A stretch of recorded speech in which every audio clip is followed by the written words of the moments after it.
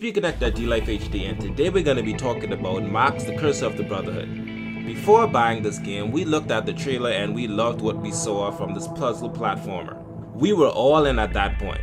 Now that we've thoroughly played the game, are we still in? Let's find out. First, let's talk about what we like about the game. The story and the way it's presented is fantastic. Your name is Max, and as most people with younger siblings, he was annoyed at his little brother for constantly messing up his room and destroying his stuff. Suddenly he decides of all places to Google how to get rid of his little brother. He happens to click on a link to a website that tells him what to say to get rid of his little brother. Once he says it, a portal appears and a monster grabs his little brother. Max immediately reacts and goes in after him, because even though little siblings are annoying, they're still family. The whole rest of the game is just about trying to save your little brother by going through all types of platforms and escaping monsters of all kinds. The gameplay is amazing, guys. Besides trying to get killed by monsters, the platforms aren't all stationary. You have to create them with a magic pen given.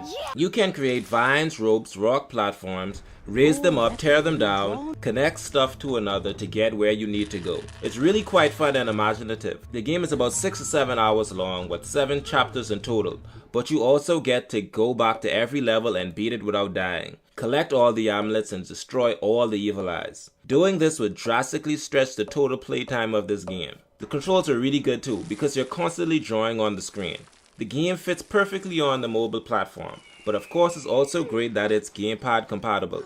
So for those who are super picky with the touchscreen controls, you'll love to hear that there are options. The graphics was good on the iPhone 6 Plus we used for this review. Not much to say there.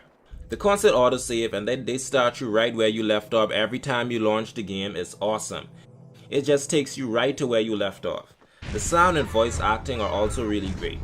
The sound of the monsters, the sound when you bring the vines and platforms to life is really satisfying to hear. The music also fits the game great as well. Alright, now let's talk about what we don't like about the game. Earlier we talked about how the graphics were good on older devices like the one we used for this review. While the graphics are good, the performance of an older device like a 6 Plus isn't always perfectly smooth but still definitely playable. It's almost not worth mentioning, but we thought it would be important for people to know. There are some instances where the joystick on the left gets in the way of you drawing a platform on that part of the screen. And instead of drawing a platform, you will move your character.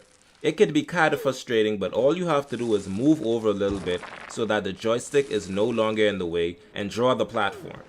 Other than that, there's not really much we didn't like about this game. All in all, even though it's some really small things we didn't like, this is a really great game on mobile, and we highly recommend it to everyone. Give it a try if you're into puzzle platformers. It's truly one of the most fully fleshed titles on mobile, and at $4.99 compared to $14.99 on other platforms, it's a heck of a bargain. With all that said, this game is absolutely D-Life HD approved. Alright everybody, thanks for joining me. Let me know by commenting below if you agree with me or my opinions or have your own to share. If you like this video, remember to smash the like button because it really helps us out a lot. If you want more content like this, remember to subscribe because we release mobile game content like this very regularly. Also, remember to follow us on Twitter and Facebook for more game updates. And lastly, remember to always stay one up.